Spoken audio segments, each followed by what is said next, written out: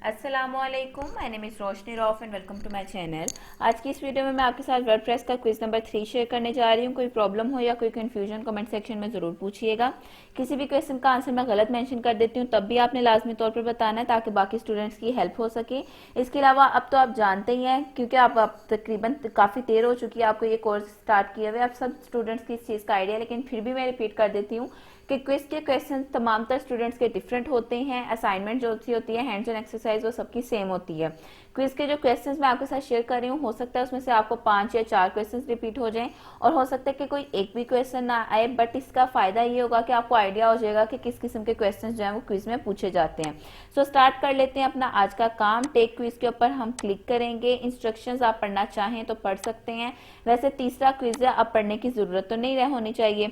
हमारे पास question number 1 है, in order to display a विजेट द यूजर मस्ट, यानी कि अगर आपको एक विजेट जो है वो डिस्प्ले करवाना है तो जो यूजर है उसको क्या करना होता है। Set the show property of the desired विजेट to true, add और drag the desired विजेट to the side bar, add the desired विजेट to the post, या फिर चेंज द सोर्स कोड। सो इसका करेक्ट आंसर है एड और drag the desired विजेट to the side bar, क्योंकि side bar के ऊपर हमारे तमाम तर विजेट्स जो हैं वो शो होते हैं, और अगर आपको अपना कोई भी विजेट जो है वो शो करवाना है तो इसका मतलब यह है कि आपको उसको साइड बार के अंदर ऐड करना होता है। Save and move to the next question. Next question है हमारे पास, द प्रोग्रामिंग लैंग्वेज और languages used to develop themes are, यानी कि थीम बनाने के लिए जो प्रोग्रामिंग लैंग्वेजेस यूज की जाती हैं वो कौन कौन सी हैं।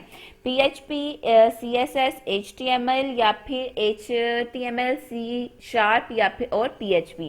सो मेरी नज़र में जो यहाँ पर करेक्ट आंसर है ना वो PHP, CSS और HTML है, बिकॉज यही जो लैंग्वेजेस हैं ये जो है वो थीम डेवलप करने के लिए यूज की जाती हैं। ठीक हो गया, नेक्स्ट क्वेश्चन की तरफ मूव करेंगे। Save and move to the next question. Next question है, which one of the following option is use to enable CSS class in menus, यानी कि अगर आपको मेन्यू के अंदर CSS क्लास को इनेबल करना है तो आपको इसमें से कौन सा ऑप्शन जो है वो यूज करना होगा। सो इसका करेक्ट आंसर है स्क्रीन ऑप्शन। अगर आपको अपना जो है CSS क्लास को इनेबल करना है मेन्यू के अंदर तो आपको स्क्रीन ऑप्शन के जरिए जाना होगा, मतलब कि पहले आप डैशबोर्ड पर जाओगे, फिर स्क्रीन ऑप्शन पर जाओगे और फिर जाके CSS क्लास को इनेबल करोगे। Save and move to the next question. Next question है हमारे पास, where the plugin button is located in WordPress dashboard, कि प्लगइन का जो बटन है वो वर्डप्रेस डैशबोर्ड में कहाँ पर मौजूद होता है। On top bar, in post option, in pages या फिर ऑन लेफ्ट साइड बार। तो ये आप अच्छी तरह से जानते हैं, लेफ्ट हैंड साइड पर जो साइड बार होती है उसी के अंदर पेजेस के, पोस्ट के, प्लगइन्स के तमाम तरह ऑप्शंस मौजूद होते हैं। इसको सेव करेंगे और नेक्स्ट क्वेश्चन की तरफ मूव करेंगे। नेक्स्ट क्वेश्चन है, which of the following settings allows you to discourage search engine from crawling your web page.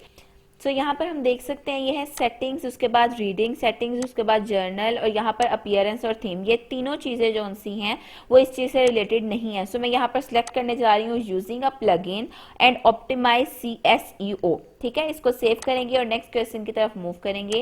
Next question है, the person who can access all features of the website is known as administrator. जाहिर सी बात है, जो admin है वही website के तमाम तर जो फीचर्स हैं उनको एक्सेस कर सकता है। The menu can not be added in, menu जो है वो ऐड नहीं किया जा सकता टॉप बार में, फुटर में, हेडर में या फिर बॉडी ऑफ द पेज में। तो यहाँ पर आएगा बॉडी ऑफ द पेज में, बिकॉज हेडर में तो मेन्यू होता ही होता है, फुटर में भी ऐड किया जा सकता है और टॉप बार में भी ऐड किया जा सकता है। सो इसको सेव करेंगे और नेक्स्ट क्वेश्चन की तरफ मूव करेंगे। नेक्स्ट क्वेश्चन है, themes are used to change.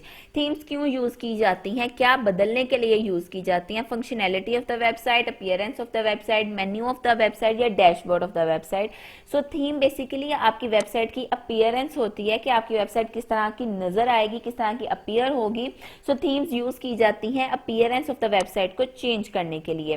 Next question की तरफ मूव करेंगे। क्वेश्चन नंबर 9 है, which of the following theme supports the video in a header section, कि इसमें से कौन सी थीम है जो वीडियो को हेडर सेक्शन में सपोर्ट करती है। सो मैं यहाँ पर डीवी थीम लगा रही हूँ। बेसिकली मैं इसके बारे में बहुत ज्यादा कॉन्फिडेंट नहीं हूँ, बट चलिए इसको मैं चेक करने की कोशिश करती हूँ और नेक्स्ट क्वेश्चन की तरफ मूव करते हैं। अगर आपको आइडिया हो कि इसका करेक्ट आंसर क्या है या फिर यही करेक्ट आंसर है, कमेंट सेक्शन में जरूर पूछिएगा।